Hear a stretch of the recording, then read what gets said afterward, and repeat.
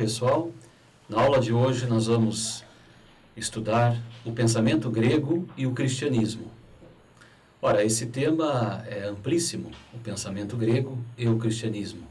Nós aqui vamos dizer apenas algumas ideias no sentido de imbricar, ou melhor, apresentar a imbricação, a fusão que houve do pensamento grego com o cristianismo na Antiguidade Tardia, ou seja, a origem do período medieval e também durante o período medieval.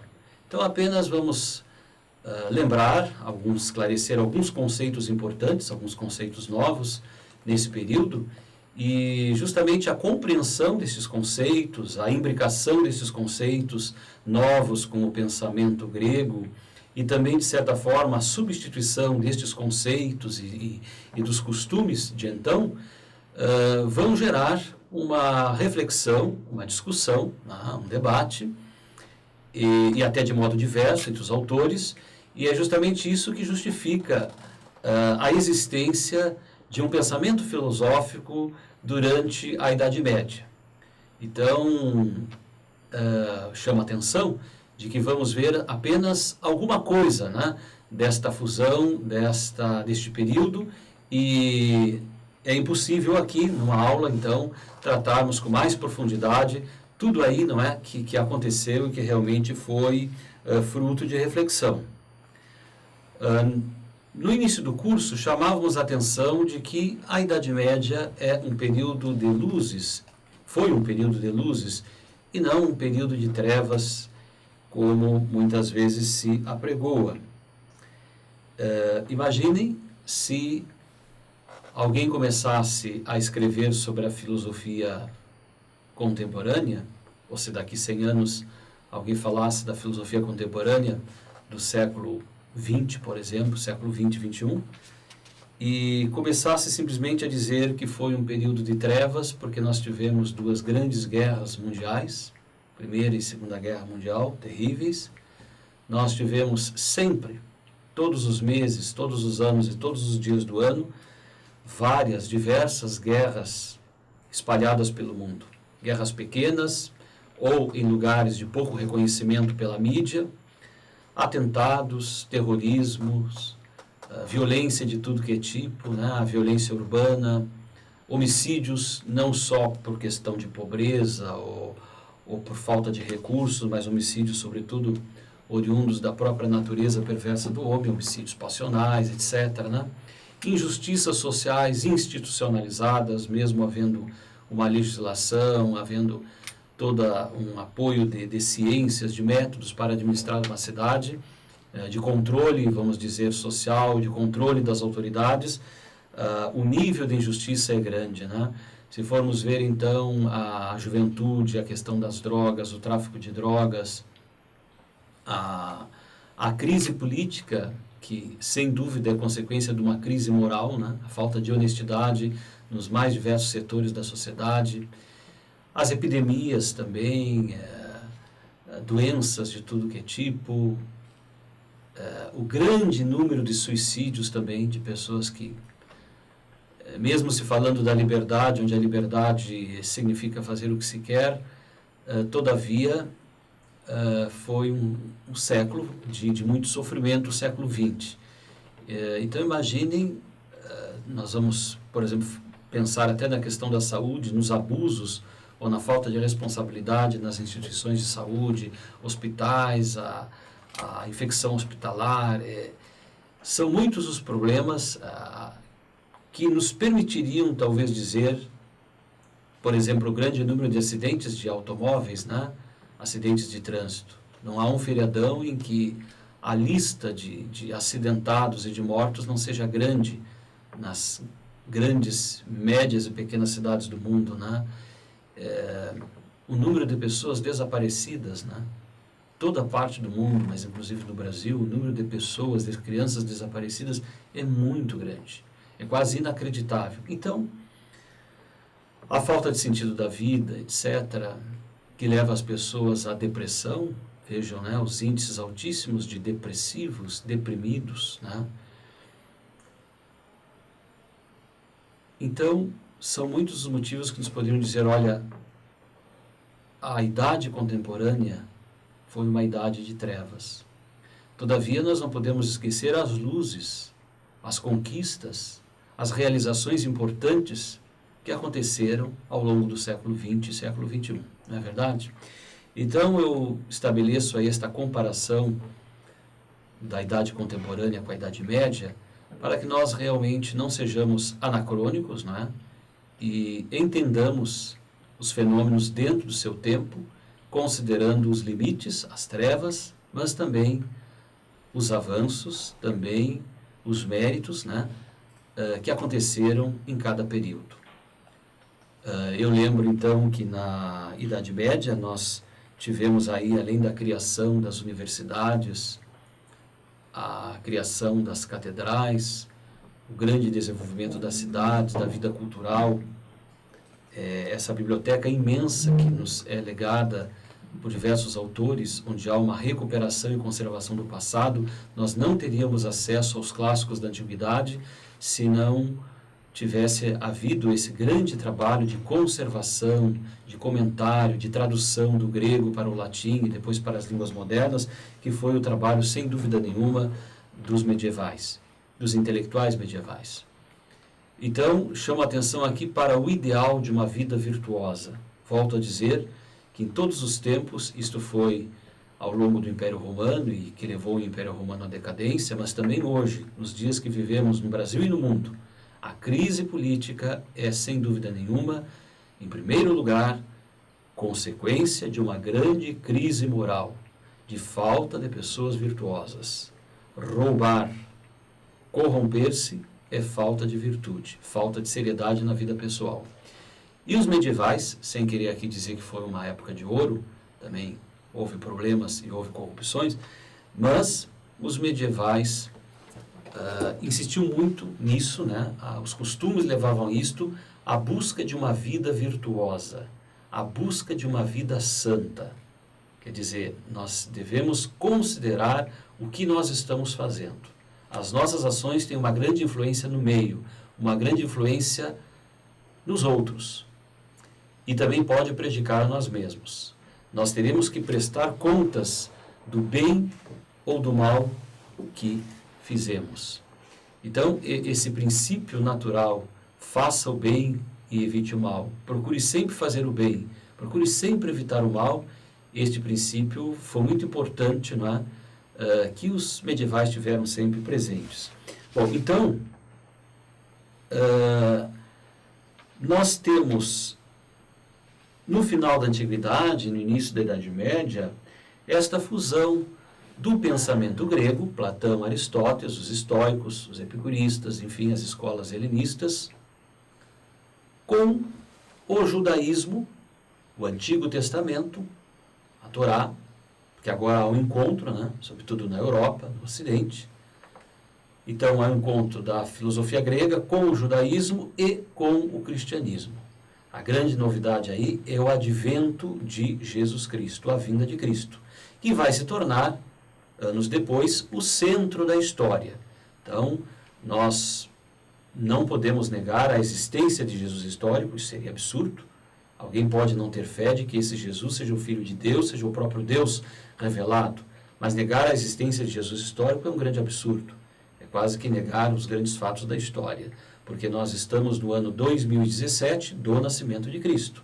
A Revolução Francesa ocorreu em 1789 do nascimento de Cristo. Sócrates viveu, datamos Sócrates, no século V antes de Cristo. Então, o advento de Jesus Cristo tornou-se muito importante. E a história agora, as relações todas, a vida intelectual, o exercício da razão, não poderá mais desconsiderar esta espécie de conhecimento, este conhecimento novo que é advindo de Jesus Cristo, o Verbo que se fez carne, o Verbo encarnado, que nos traz, claro, respostas e nos traz uma novidade. Então, se pode agora rezar, pode-se colocar a razão ao lado da fé, ou até contra a fé cristã, mas jamais se poderá daqui para frente utilizar a razão negando, né, este evento novo na história, que é a revelação, ou a plenitude da revelação, como vão dizer os cristãos, que é Jesus Cristo, né? E isso se dá, sobretudo, através de um modo de vida, através de costumes que vão fazer parte, que vão fundar a civilização ocidental. O cristianismo se constitui num paradoxo para o pensamento grego. Vejam a ideia de um Deus que se faz carne. Como é que pode isso, né? Deus se fazer homem, Deus se fazer gente, Deus descer da sua perfeição e baixar, chegar à nossa imperfeição. Então, realmente é um paradoxo, é uma contradição para os gregos. Mas essa é a revelação cristã, né? Quer dizer, os primeiros cristãos acreditam no Antigo Testamento e agora acreditam nessa revelação que vai ser mantida através de uma tradição oral e também através de uma tradição escrita, que é o Novo Testamento, que vai compor assim a regra de fé, em grego a gente diz cânon, em latim também cânon, regra de fé dos cristãos. Eu chamo a atenção de que toda a Sagrada Escritura, aceita, entendida como palavra de Deus, é uma palavra humana escrita por homens, mas acredita-se sob a inspiração de Deus, ela é fruto sempre de uma tradição oral, da experiência de fé de um povo, de uma comunidade, né? Então, no Antigo Testamento, Deus se revela, Moisés pergunta, quem é que tu és? E ele não dá um nome, ele diz, eu sou aquele que sou. Diga lá ao povo que aquele que é, se revelou.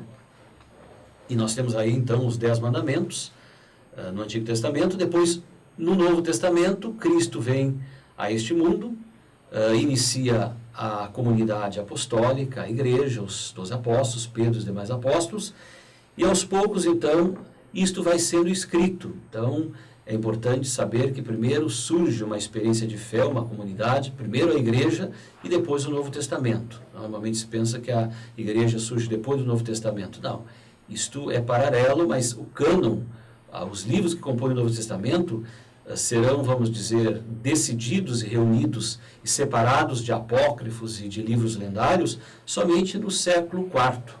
No início do século IV é que se tem este cânon, este conjunto que se chama Novo Testamento, e a igreja cristã, a igreja católica, a palavra aí católica é importante, Cristo fundou a igreja no sentido universal para todos os homens de todos os tempos.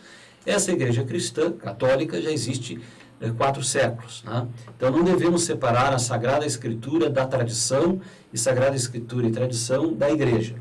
Então hoje ainda vamos ver que esses costumes do cristianismo, esse conhecimento, esse modo de vida, é o que vai decidir e vai marcar a nossa civilização até os dias de hoje.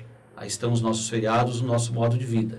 Isso praticamente se concretiza a partir de uma fórmula que é a oração do credo ou do creio dos cristãos, né, o símbolo dos apóstolos, ou então o credo dos concílios de Nicéia e Constantinopla, concílios importantes, temos que também saber o que é um concílio, mas também os 10 mandamentos, os conhecidos 10 mandamentos, é o que vai regular a vida do Ocidente, como também a oração cristã, sobretudo a oração conhecida por todos, a oração do Pai Nosso. Então veja que eu não estou aqui dando uma aula para doutrinar ninguém de maneira nenhuma, não é este o objetivo, mas esta aula constitui-se no conhecimento daquilo que é base, que é fundamento da civilização cristã.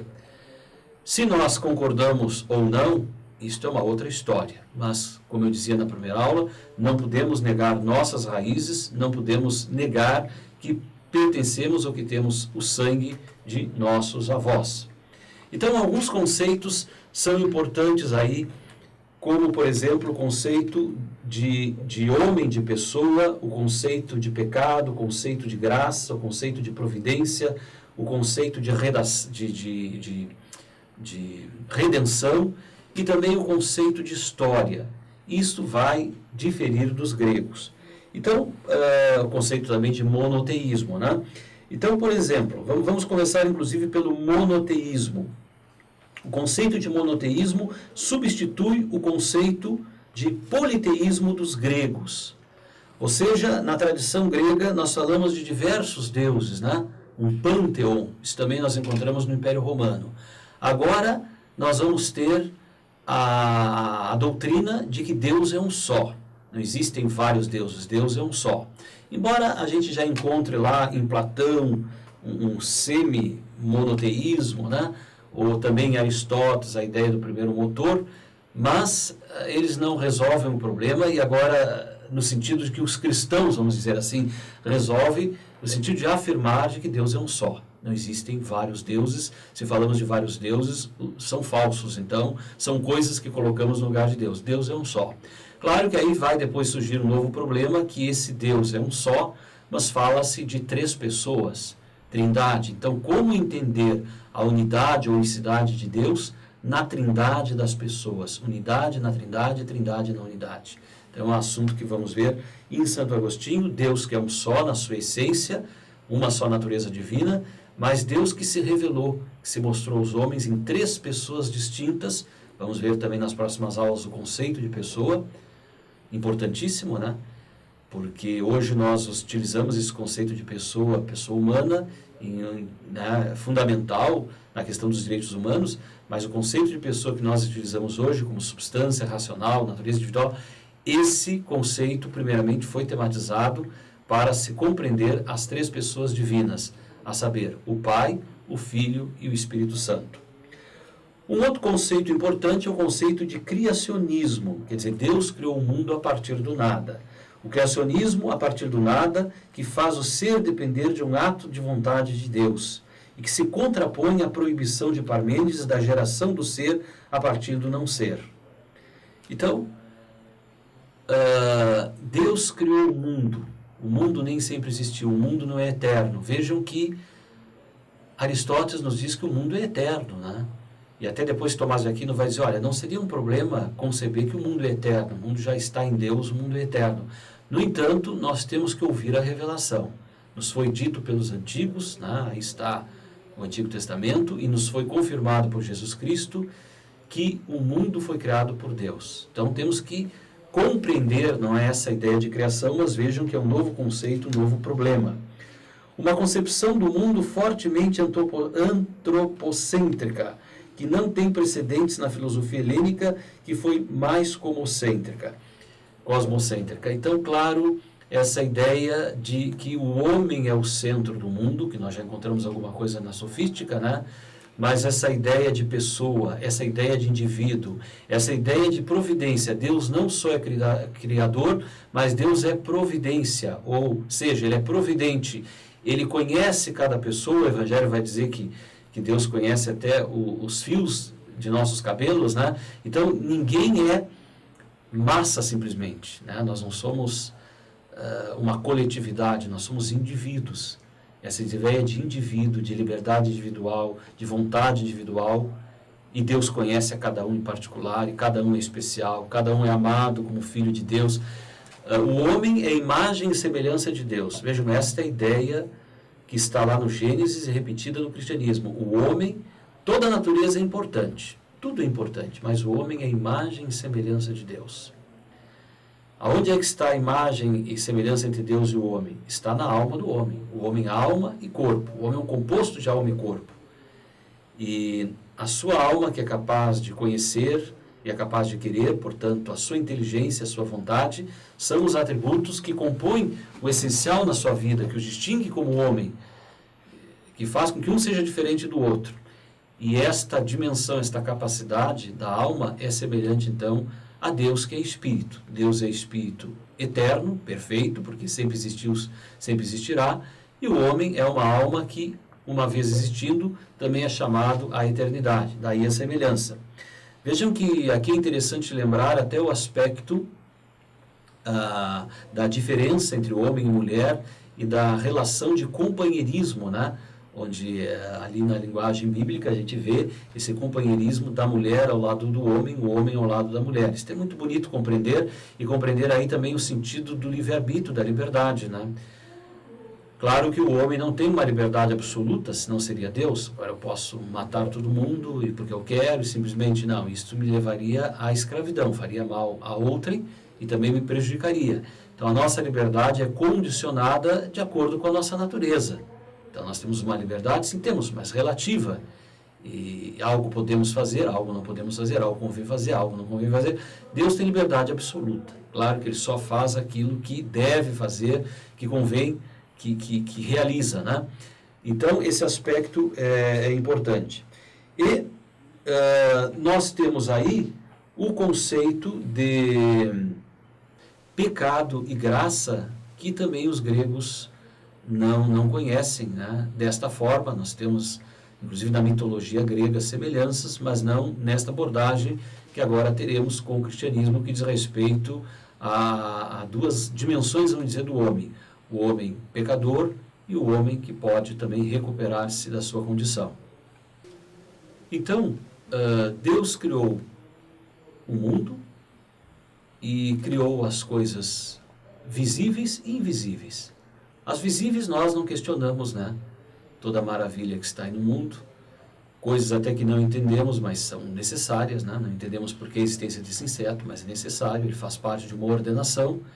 Mas a melhor, ou a criatura mais perfeita que salta aos nossos olhos, somos nós mesmos, a criatura humana. E os salmos dizem lá que Deus se lembrou do homem, né? E o fez um pouco menor do que os anjos e acima de toda a natureza. Mas também a revelação cristã diz que Deus criou as coisas invisíveis, entre elas os anjos, né? Nós, às vezes, duvidamos ou questionamos que possam haver só o mundo das inteligências, das coisas invisíveis, e não deveríamos, porque hoje no mundo da virtualidade, no mundo da internet, praticamente a física está a nos dizer isto, né? O que não percebemos ou não podemos dizer que é sensível, de certa forma, são íons, são energias, não é? São imagens possíveis que nós captamos assim quase que através de uma relação invisível, né? Eu tenho aqui no meu celular o mundo e ao mesmo tempo não tenho nada. É interessante isso aí. Mas se existem só as coisas materiais, a matéria como a pedra, se existem as coisas materiais e espirituais, corpo e alma como ser humano, por que não podem existir só as coisas espirituais, só as coisas inteligíveis? E aí está então a crença nos anjos, nos arcanjos, enfim. Deus cria os anjos puros espíritos e dá a eles liberdade. E eles, usando de sua liberdade, sobretudo um deles, não é? Resolve não mais servir a Deus como criatura. Quer dizer, um anjo, por soberba, por orgulho, quer ser igual a Deus. Ele não aceita ser criatura. Tem tudo como criatura, mas quer ser mais do que a sua natureza. E Deus permite isto, né? E aí nós temos uma divisão entre os anjos, daqueles anjos que não querem servir a Deus, não queremos servir ao Criador. Queremos ser como Deus, como Criador. Então esta soberba de querer ser como Deus causa a queda dos anjos, né? Deus permite isto, e um anjo então inteligente, cheio de luz, Lúcifer, juntamente com outros que o seguem, aí temos a nomenclatura toda de demônios, diabos, né? Satanás, enfim, esses anjos rebeldes se colocam contra Deus e contra o reino de Deus.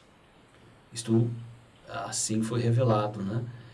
E o mesmo vai acontecer no mundo dos homens, quer dizer, Deus cria os homens, dá a liberdade, e os homens, os primeiros homens, o primeiro casal, quer ser como Deus, quer conhecer o bem e o mal da mesma maneira que Deus. Não quer ser criatura, não quer servir a Deus. É novamente o pecado da soberba. Vocês vejam, se a gente ofende alguém, se separa de alguém, ou quer ser igual, ou se sobrepor a alguém que nos deu tudo, fez tudo por nós, esta pessoa certamente ficaria ofendida, né?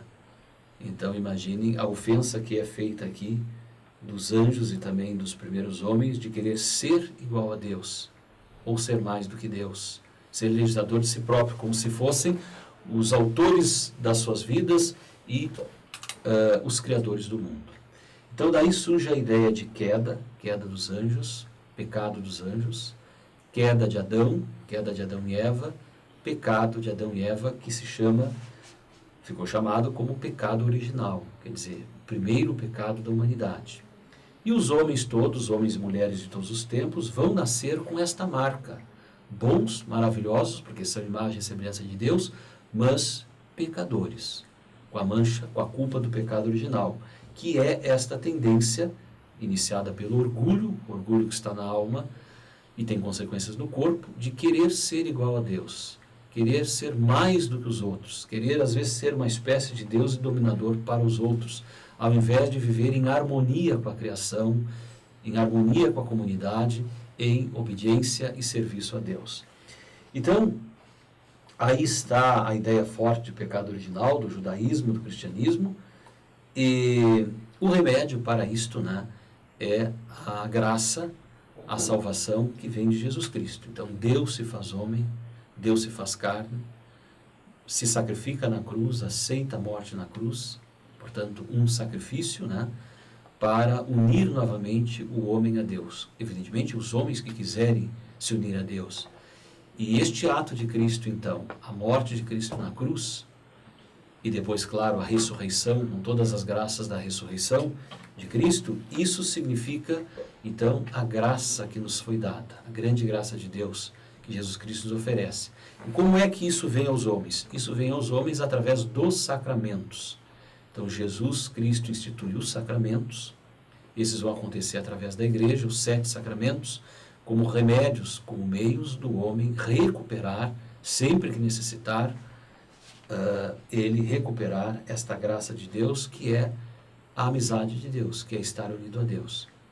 Então, isto é um auxílio, um dom, que permite ao homem fazer as coisas corretamente, como deve fazer nesta vida, e também ter direito à vida eterna após a morte. Não ser condenado, mas ser salvo. Tem passagens do Evangelho que Jesus fala de: sem mim nada podeis fazer. Sem mim nada podeis fazer. Eu sou o caminho, a verdade e a vida. E tem diversas metáforas aí, que Jesus é a videira, nós somos os ramos. Então, sem a graça de Deus, fazemos muito pouco. E sem a graça de Deus, sem a amizade de Deus, muito menos podemos fazer alguma coisa que conquiste o nosso direito à felicidade plena, à felicidade eterna. Nós, inclusive, vamos ter um estudo sobre essa questão da felicidade, que é o fim último do homem, né? Todas as pessoas desejam ser felizes. E todo mundo quer ser sempre mais feliz, sempre mais, sempre mais, sempre mais. Pode ter saúde que tiver, muito boa saúde, pode ter dinheiro, bens, todas as realizações profissionais, artísticas, etc. Sempre quer mais, sempre quer mais. Isso é próprio do ser humano. O ser humano sempre quer ser mais feliz. Então, qual é o objetivo principal? Qual é o fim principal da vida do ser humano? Bom, são muitos os fins. Estudar, trabalhar, ter prazer, viajar, enfim, ter família. Muitos são os objetivos, comer bem, etc. Mas qual é o objetivo maior? Qual é o objetivo final? Qual é o fim último do ser humano? Esta é a pergunta. É ser feliz? Sim, ser feliz, sempre mais feliz. Então aqui falamos de uma felicidade que não é só temporal, mas de uma felicidade que é eterna. Podemos chegar à idade que chegarmos, 70, 80, 90 anos, queremos continuar. É um desejo natural ser feliz para sempre. Então nós vamos estudar, fazer análise de uma obra, de uma parte de obra, né? Que justamente trata sobre a bem-aventurança, sobre a felicidade. Um tema que, inclusive, na filosofia, depois de Immanuel Kant, foi meio que abandonado. Nós nos preocupamos com a vida, com a ética, mas este tema, o que é a felicidade? O que significa a felicidade humana? Pode o homem ser feliz? Então, nós vamos abordar um texto de Tomás de Aquino sobre a beatitudine, sobre a bem-aventurança ou felicidade como fim último do homem. Falando em bem-aventurança ou felicidade, um aspecto também que devemos lembrar é a ideia de ágape, de amor, que nos é, vamos dizer assim, trazida pelo cristianismo, né? Um amor que não conhece limites, porque até agora se disse, claro, a regra de ouro: faz o bem e evita o mal, não faça aos outros o que não queres que te façam, né? Esse é um princípio natural que nós encontramos em todas as culturas. Mas agora aqui há algo novo, há uma insistência no amor também aos inimigos. Amai os vossos inimigos. fazei bem aos que vos odeiam. Quer dizer, aqui tem algo difícil, algo novo. Como amar os inimigos, né? Mas aqui temos que entender que não é amar os inimigos enquanto eles são inimigos ou enquanto eles estão errados ou nos fazem mal, mas amá-los enquanto eles são pessoas. De certa forma, são nossos irmãos, filhos do mesmo Pai, que é Deus, daí o sentido da oração do Pai Nosso, né? Isso não significa aprovar o erro do inimigo, não punir o inimigo, mas tratá-los sempre como seres humanos, né? Com aquela dignidade de seres humanos, filhos de Deus. Então, essa doutrina do ágape, essa palavra amor, nos é muito rica na filosofia grega, já nos 3 sentidos, né? Amor enquanto filia, daí a própria expressão filosofia, o amor no sentido universal, né? Amor como eros, né? O banquete de Platão, aí devemos. Mas aqui também o amor como ágape, né? Amor nesse sentido em que nós amamos a Deus e Deus nos ama, quer dizer, o amor numa outra dimensão, né? Ágape, a doutrina cristã do amor, ágape, que vai ser traduzido como caritas, opera uma revolução estrutural em relação à concepção grega do eros. Para o grego, Deus não pode amar porque o amor pressupõe falta e, portanto, imperfeição. Para Platão, por exemplo, o eros deriva da falta do belo e do desejo de possuí-lo, e, portanto, em dimensão aquisitiva e ascensiva, é próprio do homem e não de Deus amar. Mesmo para Aristóteles, o motor imóvel é amado e não amante. Move como objeto de amor. Então, claro, em Aristóteles, Deus, como é perfeito, o motor imóvel, ele não precisa amar. O amor, quem ama é carente, precisa do outro, né? Ou se preocupa com o outro. Deus não está nem aí com o outro, vai dizer Aristóteles, né? Mas o amor, no sentido cristão, é, ao contrário, primeiramente próprio de Deus, que ama em dimensão donativa. Quer dizer, Deus se ama porque se doa. Deus se ama porque quis criar o mundo, podia não ter criado. Deus ama porque criou o mundo, né? Poderia não ter criado. Deus ama também porque mandou seu Filho ao mundo, ele próprio se fez homem, veio ao mundo e se chamou Jesus Cristo. Então, isto é, Deus manda-nos o seu Espírito Santo. É doação. No sentido de que é superabundância de bem. Então, enquanto para os gregos você nunca atinge, vamos dizer assim, o amor nunca é pleno, você não pode nunca encher, vamos dizer, esse balde de água, que é a plenitude de amor, o cristianismo admite que é possível sim, o homem que está em estado de graça, no momento que se encontra em estado de graça, ainda que sejam momentos, ele consegue vivenciar e sentir o pleno amor de Deus. Bem, o Evangelho, o Novo Testamento, é bom ser entendido sem ideologias, né? Nós estamos numa época, como nunca, nas últimas décadas, de muitas interpretações falsas, muitas hermenêuticas ideológicas, reducionistas, a partir da leitura das Sagradas Escrituras, propriamente do Evangelho. Tanto para um lado como para o outro, nós encontramos isto, né?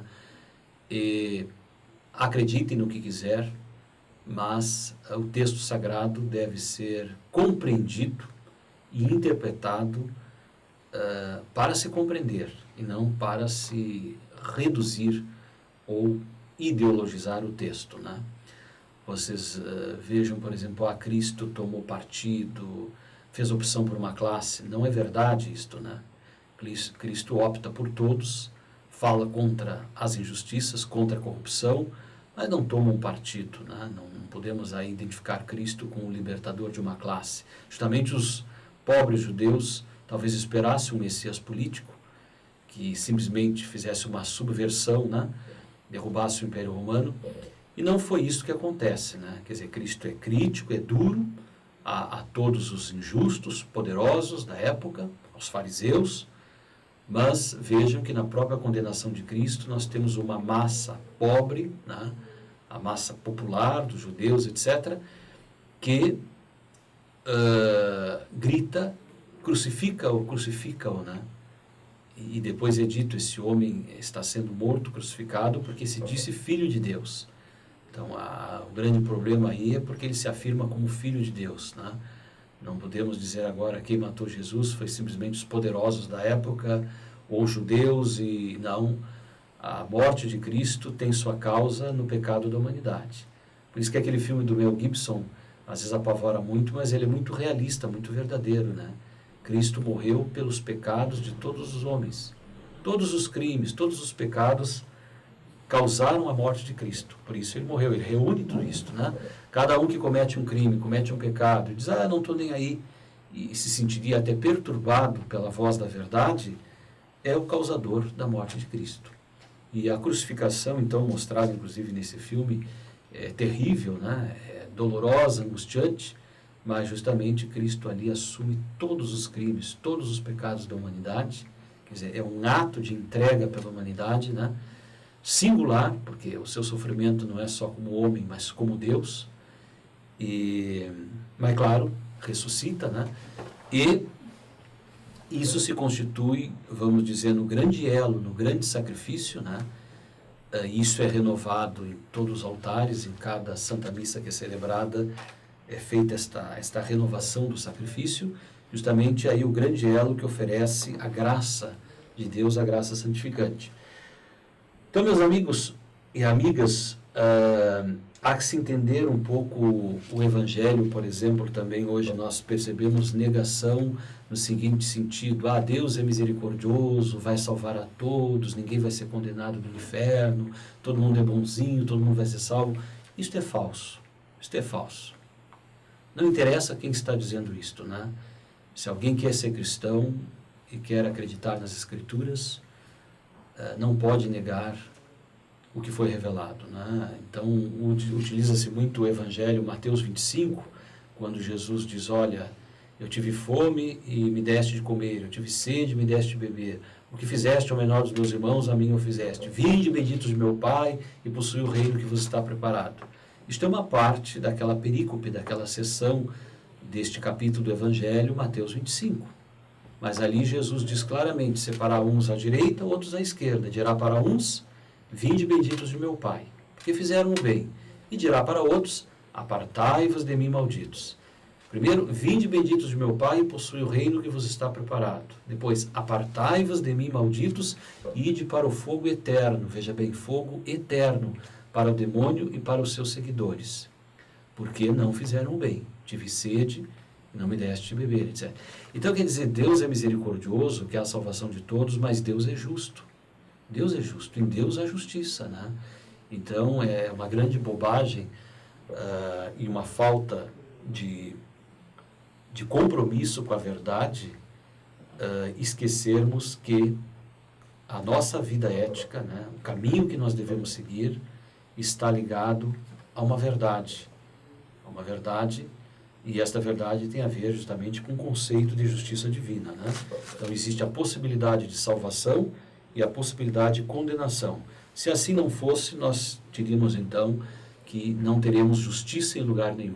Porque nesse mundo nós morremos muitas vezes insatisfeitos pela falta de justiça entre nossos amigos, nossas famílias e mais ainda nos nossos tribunais de justiça, tribunais do Estado, né? Quantas vezes ficamos insatisfeitos porque a justiça não acontece. Bom, se existe a justiça, esperamos que ela aconteça em Deus, quer no juízo particular de cada um após a morte, quer no dia do juízo final. Então, essas são verdades aí que, independente se acreditamos ou não, aceitamos ou não, a gente deve entender, né? Deve compreender como elas são e não inventarmos coisas, porque nós distorcemos e não entendemos toda uma caminhada, uma vida cultural, um desenvolvimento de costumes que foi a nossa civilização ocidental. É importante também percebermos a seguinte diferença do pensamento grego para o cristianismo, a saber, o desenvolvimento retilíneo da história que tem como fim o juízo universal. Então, os gregos não tiveram um sentido preciso da história, o seu pensamento é substancialmente ahistórico. A ideia de progresso não lhes foi familiar ou só o foi em escala reduzida. Aristóteles falou de catástrofes recorrentes que levam continuamente a humanidade ao estágio primitivo, ao que se segue uma evolução que leva novamente a humanidade a um estágio de civilização avançada que atinge o ponto atingido pelo anterior, ao que se segue nova catástrofe e assim por diante ao infinito. Então, nós temos no pensamento grego em geral essa ideia de que a história é cíclica. A história se repete. Se há a ilusão ou um determinado progresso em algum momento, depois nós já novamente regredimos, né? Então, um pensamento cíclico, uma história cíclica, um mundo que dá voltas e, de certa forma, permanece sempre a mesma coisa. Vocês vejam que esta é uma ideia interessante, né, e tentadora, porque nós às vezes temos essa impressão que na vida pessoal nossa e também na vida política não existe progresso, as coisas parecem que não evoluem, porque nós temos acontecimentos significativos na nossa vida, conquistas, e daqui a pouco voltamos ao zero, né? Depressivos, frustrados, com problemas que nos levam a uma situação que parece que não saímos do lugar. Muitas vezes temos esta sensação. Na vida social e na vida política também, né? Existem projetos políticos interessantes, fases da história política do nosso país, momentos que parece que vamos avançar, vamos progredir, sem dúvida algum progresso parece que acontece, e de repente voltamos a zero, né? Regredimos, perdemos coisas, né? A situação fica pior. Eu digo a vocês, quando era bem jovem, né, eu vivia num Brasil mais tranquilo em termos de segurança, mais organizado em termos de saúde, menos pobreza do que hoje. E o tempo foi passando, tantas oportunidades, tantos avanços na ciência, na tecnologia, conscientização política, discussão, etc. E nós chegamos aonde chegamos, né? Uma situação de violência muito grande, portanto, falta de liberdade, porque falta de respeito à vida, então, portanto, falta de liberdade. Vivemos nos dias de hoje mais do que nunca, violência em todos os sentidos, é um estado de guerra, e com muitas decepções, né? Nos diversos campos aí da saúde, da educação, no campo político nem se fala. Então parece que não regredimos, parece que voltamos a zero, voltamos a momentos muito difíceis da história. Estamos iniciando 2017 numa situação geopolítica de conflito, de, vamos dizer assim, de conflito e de tensão diante de uma possível terceira guerra mundial, que de certa forma, em pequenos focos, né, em diversas partes do mundo, já está acontecendo. Então os gregos tinham essa ideia de uma história cíclica. Com o cristianismo, com o advento do cristianismo, nós temos uma outra visão. A concepção de história expressa na mensagem bíblica e na mensagem cristã, ao contrário da grega, não é cíclica, mas retilínea. No transcorrer do tempo, verificam-se eventos decisivos e irrepetíveis, que são como que etapas que destacam o seu sentido. O fim dos tempos é também o fim para o qual eles foram criados. É o juízo universal e o advento do reino de Deus em sua plenitude. E assim a história que vai da criação à queda, da aliança ao tempo de espera do Messias, da vinda de Cristo ao juízo final, adquire um sentido tanto no seu conjunto como em suas diversas fases.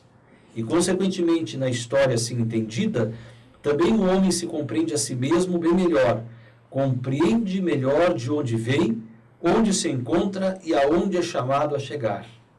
Sabe que o reino de Deus já fez seu ingresso no mundo com Cristo e com sua igreja, e que, portanto, já se encontra entre nós, ainda que só no fim dos tempos se realizará em toda a sua plenitude. Então, nós temos aqui uma mudança, né, de visão, quer dizer, a história é retilínea, a história caminha numa reta, a história tem um caminho com sentido, um caminho que faz sentido. Tem um norte, né? Temos uma origem, viemos de Deus, e temos um norte, vamos para Deus, o fim é Deus. Agora, como isso vai se desenrolar? Como isso vai acontecer? Então, aí, por exemplo, tem uma obra que convém fazer a leitura, e já indico como tarefa de hoje, a leitura da obra Cidade de Deus, de Santo Agostinho. De Civitate Dei, de Santo Agostinho. A Cidade de Deus em Santo Agostinho. Temos diversas traduções, pelo menos 3 traduções para a língua portuguesa. Normalmente encontramos em 2 ou 3 volumes, né? São muitos livros reunidos nessa grande obra, muito importantes, porque ali Agostinho trata de muitos temas e nos faz aí uma revisão, vamos dizer assim, da história, né? Ele faz, na verdade, uma teologia da história, e ali ele fala de 2 cidades, né? Como se fossem 2 maneiras de amar. Ou podemos amar a Deus e tratar as coisas dentro de uma ordem como foi estabelecida por Deus, ou podemos amar a nós mesmos simplesmente, né? E aí nos fechamos num certo egoísmo e fazemos as coisas do nosso jeito, sem respeitar a harmonia para a qual foram estabelecidas. Então é uma dialética dessas 2 cidades. Nós podemos dizer até a cidade celeste, a cidade terrestre, uma dialética, né, de confusão, mas de eventos, e um dos grandes eventos foi a encarnação e o nascimento de Jesus Cristo, quer dizer, há uma série de eventos, de acontecimentos na história, de descobertas na história, de comportamentos humanos, com auxílio de Deus, é claro, que nos levam a progressos. Então, é próprio do cristianismo de Santo Agostinho admitir a ideia de progresso, de novidades na história, de mudanças para melhor. Claro, tendo muito claro que neste mundo, por mais transformações sociais e conquistas científicas, de tudo que é tipo, nós nunca teremos a paz, nunca teremos a tranquilidade, por causa da condição do homem, né? Então, o cristianismo nunca propôs um paraíso neste mundo. Isto é falso, isso seria trair o próprio Cristo, trair toda a mensagem do cristianismo, aqueles que pregam, né, uma sociedade perfeita, uma sociedade igualitária, uma sociedade, uma transformação social, uma espécie de paraíso terrestre nesse mundo. Não, isto é falso, né? Nós devemos lutar e podemos lutar por um mundo melhor. Isso é condição até para a salvação, mas o paraíso, a vida perfeita mesmo, só se dará na outra vida, né? Tanto é que Agostinho vai lembrar que o príncipe deste mundo é o demônio, e lembra Cristo, né, como o pai da mentira. O demônio é o pai da mentira e o príncipe deste mundo. Então vocês vejam nos nossos jornalismos o que predomina. Mais do que verdades, mais do que a transmissão de fatos que ocorreram, nós temos muitas mentiras. Nós estamos muito descontentes aí, não é? Com uma mídia onde tem pessoas que informam com seriedade, há um serviço sem dúvida nenhuma que merece o nosso respeito. Não vamos agora condenar toda a mídia, mas em grande parte, né, há noticiários e propagandas, inclusive as propagandas políticas e programas que não são sérios, né? Que nos confundem, nos enganam. Quer dizer, este mundo é um pouco assim, o mundo da ilusão, da confusão, do verniz, não é? E é próprio o príncipe deste mundo, o demônio, o pai da mentira. Vocês vejam que as coisas fecham, né? A gente não pode não admitir que há uma mentira, né? Inclusive, as pessoas até se sentem bem, olha, o importante é eu conseguir votos, é conseguir aplauso, é aqui nesse grupo, nessa escola aqui ali, que me aceitem, que me aplaudam no final da minha palestra, da minha conferência, da minha propaganda. É isto, eu quero ser reconhecido, eu quero agradar. Isto é falso, né? Nós temos que ter compromisso com a verdade, mesmo que nós não tenhamos muitos eleitores, mesmo que venhamos a desagradar. Quer dizer, é a verdade, não a mentira. A mentira não é a realidade, né? Nós podemos mentir para, num determinado momento, passar bem, sermos aceitos, conseguirmos algum sucesso, realizarmos algum interesse, mas a mentira não é a realidade. Nós não suportamos a mentira. Nós não gostamos que mintam para nós. Então, a mentira não é a realidade. A verdade é a realidade. Por mais difícil que seja, sempre a verdade, nunca a mentira. Nós vamos ter um capítulo para estudar a verdade e a mentira, inclusive os tipos de mentiras, né? Há mentiras menos graves, como a mentira oficiosa e jocosa, e há uma mentira grave, a mentira perniciosa. Mas isso é um capítulo à parte que nós vamos estudar, vocês vão gostar desse estudo. Então, sempre a verdade. A discussão, inclusive a discussão em filosofia, a nossa busca de fundamentação dos filósofos deve estar a serviço da verdade. Às vezes nós encontramos grupos de estudo de filosofia que discutem por discutir, e colocam a verdade a serviço da discussão. Deve ser o contrário. A discussão, discutir, deve ter um compromisso com a verdade. É assim que deve ser. Então, meus amigos, nós vamos então nos encaminhando para o final desta aula e eu chamo a atenção de que nós, nas próximas tarefas, já vamos ter aí uma atividade importante, onde nós vamos estudar esta obra sobre a beatitudine, ou a felicidade humana, o fim último do homem, que é a busca da felicidade, e será justamente um estudo em questões, né? Estudo de questões onde temos objeções e respostas, e este estudo será feito em cima de uma parte da Suma Teológica de Tomás de Aquino. Vocês vão gostar muito, porque é um conteúdo interessante sobre a felicidade humana, e também nós vamos assim aprender e desenvolver um método de filosofar, a saber, um método que envolve análise, demonstração, com exemplos, com argumentos, né, análise, e uma dialética entre objeções e respostas. Mas eu chamo a atenção de que, dentro deste período em que há uma fusão do pensamento grego com o pensamento cristão, também algo do judaísmo, mais tarde vamos ver do islamismo, né, a religião que vai surgir depois com o profeta Maomé, no século VI.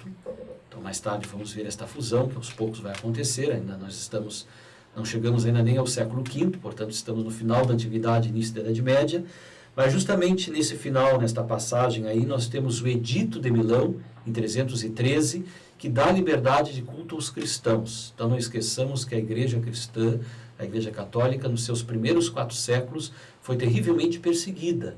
Então tem uma perseguição aos cristãos, né? E o martírio dos cristãos, simplesmente por querer professar a sua fé, o cristão era perseguido, era morto pelo Império Romano. E então tem esse momento importante dos mártires, né? Quando alguém dizia, olha, daqui a um tempo não haverá mais cristão, porque nós vamos terminar com os cristãos e quem é cristão vai desistir, vai ter medo por causa do horror que é a morte dos mártires, né?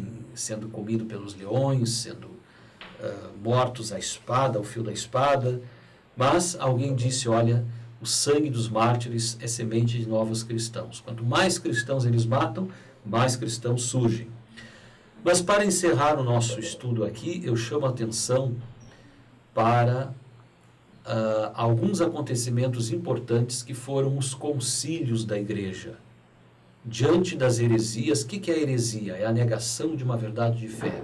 Então, já lá no início da igreja, tinham aqueles que queriam negar aquela fé que veio dos apóstolos. E os cristãos estavam preocupados em conservar a fé, o depósito da fé. E essas discussões entre aqueles que querem conservar a verdadeira fé, interpretar corretamente aquilo que receberam dos apóstolos e ideias diferentes, as heresias, isso vai gerar o chamado concílio na igreja. O que é o concílio? É uma grande reunião, né?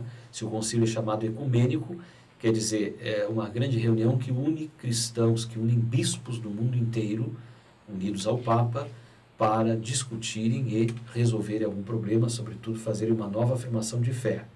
Então eu encerro lembrando a vocês, e depois nós vamos colocar aí por escrito, com canto gregoriano no final desta aula, os 2 credos importantes da igreja. Primeiro é o credo apostólico, aquela oração que diz, creio em Deus Pai Todo-Poderoso, Criador do céu e da terra, e em Jesus Cristo, seu único Filho. Creio no Espírito Santo, creio na Igreja Católica, na comunhão dos santos, na remissão dos pecados, na ressurreição da carne, na vida eterna. É uma longa oração, não é? Nós vamos colocar aí, vejam, ressurreição da carne. O corpo também ressuscitará no dia do juízo final. Nós vamos entender isto mais adiante, que é uma novidade também que o pensamento grego não tem. Essa ideia de que não só a alma sobrevive ao corpo, mas também haverá uma ressurreição do corpo. Quer dizer, cada um de nós vai conservar a sua identidade e terá um corpo transformado. Isso é parte de fé, faz parte dos dogmas, né, da vida dos cristãos. Então tem o símbolo dos apóstolos, esse credo que vem desde a era apostólica, né, tem sua origem aí. E depois o símbolo niceno-constantinopolitano.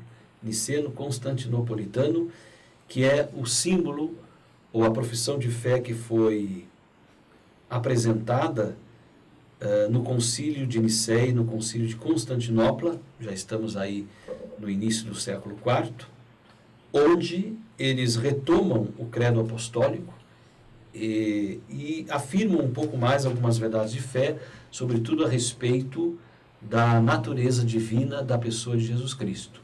Então é importante aí ficar claro que Jesus é uma pessoa, a segunda pessoa da Santíssima Trindade, primeira pessoa o Pai, segunda pessoa o Filho, terceira pessoa o Espírito Santo. E Jesus é a terceira pessoa da Santíssima Trindade. Porém, esta pessoa, Jesus Cristo, tem duas naturezas, a natureza divina e a natureza humana. Ou seja, Jesus é verdadeiro homem, natureza humana, mas também é verdadeiramente Deus, portanto, natureza divina. Então, o credo de Nicéia, ele, vamos dizer, explica um pouco mais essa problemática, né, de que Jesus é consubstancial ao Pai. Então, vejam que a expressão homoousios, a expressão substância dos gregos de Aristóteles, é retomada aqui para se entender esta relação entre Deus, a divindade, e as pessoas. Então, é um tema assim que vai dar grandes debates na Idade Média, é justamente esse tema importante de substância para se entender as duas naturezas na pessoa de Jesus Cristo e, posteriormente, o conceito de pessoa e tantos outros temas, né, importantes que tem a ver com esta realidade e com este conceito, que é o conceito de ousia dos gregos, claro, e agora sofrendo e sendo compreendido no novo sentido, o conceito, portanto, de substância.